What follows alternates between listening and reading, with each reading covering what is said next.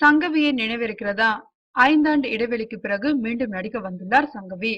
சமுத்திரகனிக்கு ஜோடியாக புதிய படத்தில் நடிக்கிறார் சங்கவி. 1993இல் அமராவதி படத்தில் அஜித்திற்கு ஜோடியாக அறிமுகமானார். இந்த படம் சுமாராக போனாலும் அஜித் சங்கவி இருவருக்குமே குறிப்பிடத்தக்க படங்கள் அமைந்தன. பின்னர் விஜய் ரசிகர்களால் என்றைக்கும் மறக்க முடியாத நாயகியானார். ரசிகன், விஷ்ணு, கோயம்புத்தூர் மாப்பிள்ளை, நிலவே வா என கிட்டத்தட்ட அவரது ஆரம்ப கால படங்களில் ஆஸ்தான கதாநாயகி சங்கவிதான். 90களில் தொடங்கி 2010 வரை தமிழ், தெலுங்கில் முன்னணி நடிகையாக வலம் வந்தார். 75க்கும் மேற்பட்ட படங்களில் நடித்துள்ள இவர் ரஜினியுடன் பாபாவிலும், கமலுடன் பஞ்சதந்திரத்திலும் நடித்தார். கடந்த 5 ஆண்டுகளாக படங்களில் நடிக்காமல் இருந்த இவர் தற்போது சமுத்திரகனிக்கு ஜோடியாக நடிக்க உள்ளார். மூடர் கூடம் படத்தை இயக்கிய நவீன் தற்போது கோலோச்சி என்னும் படத்தை இயக்கி வருகிறார்.